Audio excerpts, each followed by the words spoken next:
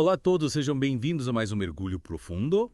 Hoje vamos explorar a vida e a obra de Louis-Claude Saint-Martin. Ah, o filósofo desconhecido. Exatamente, um místico francês fascinante. A gente tem uns trechos, um artigo incrível sobre ele e vamos tentar desvendar os mistérios desse personagem. É mesmo, ele é um enigma. E entender como ele influenciou o pensamento esotérico.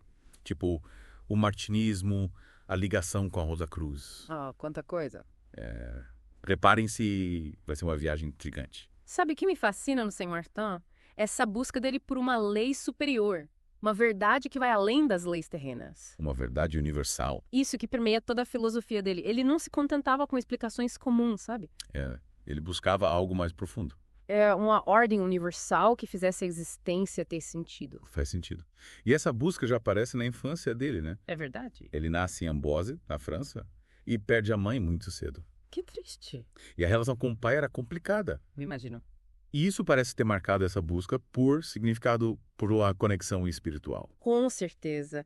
É como se essa falta de amor terreno o impulsionasse para uma busca ainda mais forte por um amor divino, sabe? Entendi. Por uma lei que trouxesse paz interior, ordem. Que preenchesse esse vazio. Exato. E essa busca leva por vários caminhos, né? Direito, serviço militar, Ele experimenta várias coisas. mas nada parece preencher de verdade. É como se a alma dele ansiasse por algo mais. É como se ele estivesse procurando o seu lugar no mundo. Exatamente. E é aí que ele encontra Martins de Pasquale, figura fundamental. Que o guia para esse mundo esotérico. E que o introduz a ideia da reintegração do homem. Essa ideia que o cativa completamente. Explica melhor esse conceito. O que seria essa tal reintegração? Bem, segundo Pasquale, seria o retorno do homem ao seu estado original de pureza, de união com o divino, antes da queda para o mundo material. Seria como Não recuperar as unidades perdidas, sabe? a conexão primordial. Isso. Então, Saint Martin se joga de cabeça nos ensinamentos do Pasquale para alcançar essa reintegração. Sim, essa busca se torna a base da vida e da filosofia dele. E que papel as amizades femininas, tipo a Madame de Buckland, tiveram nesse processo? Ah, elas foram muito importantes. A Madame de Buckland, por exemplo, o apresentou as obras do Jacob Boehme, um místico incrível. E qual a importância do Bami para o Saint-Martin? Boehme era um visionário que explorava a natureza de Deus, do homem, do universo, com uma linguagem simbólica profunda. As obras dele tiveram um impacto enorme no Saint-Martin. Influenciando a escrita dele. Isso, e aprofundando essa busca pela reintegração. E como ele lidou com a Revolução Francesa, parece que ele passou por esse período turbulento com uma serenidade. É aí que entra um conceito fascinante: os filmes astrais.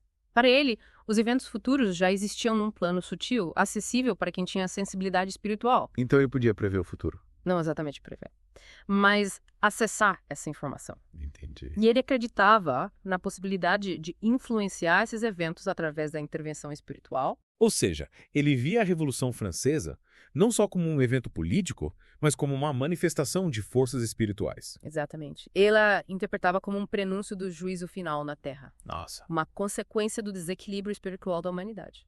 E como ele via a organização social ideal. Que tipo de sociedade ele defendia? Saint-Martin acreditava que a base de uma sociedade justa era o profundo entendimento da natureza humana e o alinhamento com as leis divinas. Interessante. Ele defendia a fraternidade como alicerce para uma verdadeira igualdade. Fraternidade. Sim, onde direitos e deveres estariam em equilíbrio. E como ele achava que essa visão poderia ser colocada em prática? É uma pergunta complexa. Para entendermos melhor a resposta dele, precisamos voltar à relação com Pasquale. Certo. Ele se torna um discípulo dedicado, absorvendo a doutrina da reintegração e participando da Elus Coan, Que era assembleia fundada por Pasquale. uma espécie de sociedade secreta. Em essência, sim. Um grupo dedicado à busca pela reintegração através de práticas espirituais. Entendi. E é nesse ambiente que ele conhece William Moss. Isso, outro discípulo de Pasquale. Mas apesar do interesse em comum pelo esoterismo, os caminhos deles se separam. Por quê? O que os diferenciava? A principal diferença era a forma como eles abordavam o esoterismo na prática.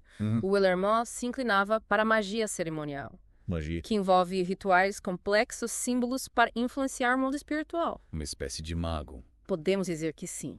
E o Saint-Martin? Ele se afastava dessa abordagem, considerava perigosa e preferia a teurgia. Teurgia. O que é isso? É um caminho mais contemplativo, focado na purificação interior, na conexão com Deus através da oração, da meditação. Um caminho mais interno. Exato. Para ele, a verdadeira transformação vinha de dentro. Interessante. E é nesse contexto que ele escreve seu primeiro livro. Sim. dos erros e da verdade. Assinando com pseudônimo O Filósofo Desconhecido. Um título que já instiga a curiosidade. E qual a ideia principal do livro? Ele defende que o autoconhecimento é a chave para conhecer o Criador, a criação, as leis universais. Profundo. Saint-Martin acreditava que o homem era um microcosmo, um reflexo do macrocosmo. E que ao se conhecer, Poderia compreender os mistérios do universo. e o livre-arbítrio, onde ele entra nessa busca. O livre-arbítrio para Saint-Martin era essencial tanto para a queda quanto para a libertação da humanidade. Que interessante. Ele acreditava que o homem podia escolher entre o bem e o mal, seguir a vontade divina ou se perder em ilusões. Uma visão bem forte da responsabilidade humana. Sem dúvida. E a jornada literária do Saint-Martin não para por aí. O quadro natural das relações que existem entre Deus, o homem e a natureza, o homem de desejo, o homo, o novo homem, do espírito das coisas. Cada obra aprofunda as nuances da filosofia dele. Explorando temas como A queda do homem, a importância do autoconhecimento, a busca pela reintegração. ele aborda muita coisa. Em Homem de Desejo, por exemplo, ele explora a ideia de que ao se imergir na materialidade, o homem se afasta de Deus. Perdendo a consciência da sua natureza primordial. É como se a gente tivesse esquecido de onde viemos. Exato. Em Enchash Homo, ele alerta para os perigos da busca por experiências mágicas superficiais, Como adivinhação, espiritismo. que poderiam desviar o homem do verdadeiro caminho. Sim. Para Saint-Martin, essas práticas poderiam aprisionar o homem em planos inferiores da existência, alimentando o egoísmo. Ele criticava essa busca por resultados rápidos, né? Yes. E focava na importância da transformação interior como base para qualquer busca espiritual. Exatamente. Para ele, a verdadeira magia estava em se transformar, em se conectar com a divindade que reside dentro de cada um de nós. E essa transformação para ele estava ligada à reintegração, à volta para a unidade com Deus. Sem dúvida. Mas antes de falarmos sobre a doutrina que ele desenvolveu a partir dessa ideia, o martinismo, vamos voltar à visão dele sobre a Revolução Francesa. Boa ideia. Afinal, ele viveu aquele turbilhão social e político de forma singular. É verdade. Para Saint-Martin, a Revolução não era um evento isolado, mas um sinal dos tempos, uma manifestação do juízo final em curso na Terra. Caramba! Ele via naqueles eventos violentos um reflexo do desequilíbrio espiritual da humanidade, do afastamento das leis divinas. E qual seria a solução para essa crise? Ele acreditava que a solução não estava em modelos políticos ou econômicos, mas numa profunda transformação interior do homem. Defendia a fraternidade como base para uma nova sociedade. Onde o amor e a compreensão. Superassem o egoísmo e a busca pelo poder. Uma visão utópica, mas que nos faz pensar sobre os valores que guiam nossas relações, né? Com certeza. Mas e o martinismo? Como ele se conecta com essa busca pela transformação interior? É o que vamos descobrir na próxima parte do nosso mergulho no mundo de Louis-Claude Saint-Martin. Fiquem ligados. Voltamos já. E aí, retomando nossa conversa sobre o martinismo, Isso. podemos dizer que ele era um sistema de iniciação individual. Priorizava o desenvolvimento interior, a busca pela reintegração, como um caminho para a transformação. Então cada discípulo tinha meio que um mentor espiritual guiando sua jornada. É uma boa forma de ver. E essa jornada se baseava em princípios-chave, como autoconhecimento, purificação interior e serviço à humanidade. Saint-Martin não via a busca espiritual como um isolamento. Mas como o chamado para. Usar a sabedoria e compaixão para ajudar os outros. Entendi.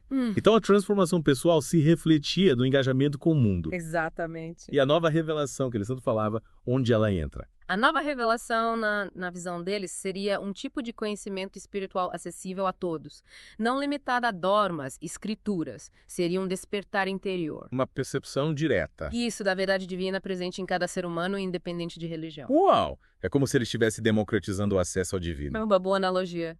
Ele acreditava que a divindade se manifestava em cada ser e que o caminho para a reintegração passava por reconhecer essa centelha divina dentro de si. Que bonito. Para ele, o homem era a chave para desvendar os mistérios do universo, Carregando em si. a imagem e semelhança do Criador. E como o martinismo se conecta com a Rosa Cruz, que também busca essa iluminação? Existem pontos em comum. Claro, tanto o martinismo quanto a Rosa Cruz compartilham a crença no potencial humano para alcançar a sabedoria e a união com o divino. E elas não foram afiliadas à FDUSI, a Federação Universal das Ordens e Sociedades Iniciáticas. Exatamente. Então, apesar de caminhos diferentes, convergem para um objetivo comum. Sim, o despertar da consciência humana e a construção de um mundo mais fraterno, mais iluminado. E para o Saint-Martin, esse despertar começava onde? No próprio indivíduo, na busca sincera pela verdade. Na transformação interior, ele dizia que a única iniciação que realmente importava era aquela que nos levava a penetrar o coração de Deus e permitir que o coração divino penetrasse o nosso, uma união profunda, transformadora. Que lindo! É como um encontro de amor com o divino. É uma bela imagem. E essa união só seria possível se a gente mergulhasse no mais profundo do nosso ser. Sim. Ele nos convida a descer até a raiz da nossa alma, ao ponto onde a vida brota com toda a força, a pureza. É como se ele dissesse: olhem para dentro de vocês, busquem a fonte da vida que jorra em vocês e deixem que os frutos se manifestem. Uma metáfora poderosa. Encontra a força da transformação dentro de si. E como ele via essa jornada interior, era fácil. Para ilustrar essa jornada, ele usava a imagem da escalada de uma montanha. Ah, entendi. A subida seria árdua, cheia de desafios, mas a recompensa, a liberdade, a paz interior, faria valer a pena cada passo. Então a vida espiritual seria como uma grande aventura. Exatamente. Uma jornada de autoconhecimento que nos leva de volta para nossa verdadeira casa. De volta para o coração de Deus. E o que diferenciava o martinismo das outras correntes esotéricas? O que o tornava único? Um dos pontos mais marcantes era a ênfase na teurgia, um caminho que privilegiava a conexão com o divino através da oração, da meditação, da contemplação. Diferente da magia cerimonial, que buscava influenciar o mundo espiritual através de rituais, símbolos, a teurgia se voltava para a transformação interior, a purificação do coração, da mente. Então o martinismo buscava a união com Deus, não pelo domínio de forças ocultas. Mas através da humildade, do amor. É um caminho mais voltado para o desenvolvimento interior. Isso. Para Saint Martin, caminho para Deus era pavimentado com humildade, compaixão e amor incondicional. E ele via o egoísmo como um obstáculo. Exato. Ele acreditava que o egoísmo, a arrogância, eram os principais obstáculos para a reintegração e que a verdadeira sabedoria se manifestava através da simplicidade do serviço ao próximo. Faz sentido. E como ele via o papel da razão, da intuição na busca espiritual, era só misticismo ou a razão também tinha seu lugar? Para ele, a razão e a intuição eram como duas asas que nos elevavam em direção à verdade. Que é legal. A razão sem a intuição se torna fria, limitada, enquanto a intuição sem a razão, fantasiosa e ilusória. O ideal para ele era harmonizar esses dois aspectos da consciência. Usar a razão para discernir, a intuição para se conectar com o divino. Então a busca pela reintegração não era uma fuga da realidade. De jeito nenhum. Era uma forma de viver com mais sabedoria, compaixão, integrando o conhecimento espiritual à vida. A igualdade social, a fraternidade, eram temas importantes para ele. Com certeza. A igualdade e a fraternidade eram valores centrais para o martinismo. Ele acreditava na igualdade entre os homens. Sim, ele acreditava que todos os seres humanos eram filhos de Deus, igualmente amados, dignos de respeito. Defendia uma sociedade baseada na justiça, na compaixão e na solidariedade, onde cada um pudesse desenvolver seu potencial e contribuir para o bem comum. Então o martinismo não era só uma busca individual. Não, ele ia além, ele propunha uma transformação social, um mundo mais justo, mais fraterno. E como o martinismo era visto pelas religiões tradicionais, era uma ameaça. O martinismo não se via como religião, mas como um caminho espiritual universal, aberto a pessoas de diferentes crenças. E não era uma seita. Não. Ele reconhecia a importância das religiões como guias, mas acreditava que a nova revelação ia além de dogmas e rituais, apontando para uma experiência direta do divino, acessível a todos. Uma visão bem aberta e tolerante. Sem dúvida, essa abertura era um dos pontos que diferenciava o martinismo. E a relação do homem com a natureza? Tinha alguma preocupação com a ecologia, com a preservação do mundo natural? Para Saint Martin, a natureza era um espelho do divino, uma manifestação da sabedoria, da beleza do Criador. Ele via Deus na natureza. Sim, e acreditava que o homem tinha a responsabilidade de cuidar da natureza, de respeitar suas leis, de viver em harmonia. Então o martinismo já tinha essa consciência ecológica, essa preocupação com a preservação do planeta. Sim, ele demonstrava essa sensibilidade para a importância da natureza e da nossa conexão com ela. O desrespeito à natureza, para Saint Martin, era um reflexo do desrespeito ao divino. Interessante. Uma forma de negar a nossa origem, a nossa interdependência com o mundo natural. E o martinismo se espalhou pelo mundo? Ou ficou restrito à França? Ele se espalhou por vários países da Europa. Inglaterra, Alemanha, Rússia, Itália. A mensagem de Saint Martin ressoou em muitas almas que buscavam um caminho espiritual autêntico, baseado na experiência interior, no serviço ao próximo. E qual foi o impacto do martinismo no pensamento, na cultura da época? O martinismo teve uma influência só sutil, mas profunda em várias áreas. Escritores, artistas, pensadores encontraram inspiração nos ensinamentos de Saint Martin, explorando temas como a busca pela verdade, o mistério da existência, a relação entre o homem e o divino. E qual o legado, Sr. Martin, do martinismo para os dias de hoje? O legado dele continua vivo e inspirador. Seus ensinamentos sobre a importância do autoconhecimento, da compaixão, do serviço ao próximo, da conexão com o divino são atemporais, universais. E podem nos guiar. Sim, na construção de um mundo mais justo, mais fraterno, mais harmonioso. Realmente, a história do Sr. Martin, do martinismo, é fascinante. Uma jornada de autoconhecimento, de busca pela verdade, de serviço à humanidade. Mas como a filosofia dele se aplica à nossa realidade no século XXI? Como podemos integrar esses ensinamentos? Como trazer essa sabedoria para o nosso dia a dia? É a grande questão, né? Para responder, precisamos olhar para a essência da mensagem dele, para os princípios que nortearam a vida e a obra dele. Ele nos convida a buscar a verdade dentro de nós, cultivar a compaixão, a fraternidade, servir ao próximo, viver em harmonia com a natureza. Esses princípios, se aplicados com sinceridade, podem transformar nossas vidas, o mundo. E como podemos colocar esses princípios em prática? Em meio à correria, ao estresse, à informação que nos bombardeia, como encontrar espaço para a espiritualidade? A chave está em cultivar a quietude interior, reservar um tempo para introspecção, para meditação, para conexão com nossa essência e, a partir dessa conexão, deixar que a compaixão e o amor guiem nossas ações, relações, escolhas. Parece simples, Mas não é fácil. é verdade. Mas a jornada espiritual é um processo, uma busca constante, que exige disciplina, persistência e, acima de tudo, amor. E a recompensa. A paz interior, a liberdade, a união com o divino. E como conciliar a busca pela reintegração individual com a necessidade de transformação social. Para o Sr. Martin, a transformação individual e a social estavam ligadas.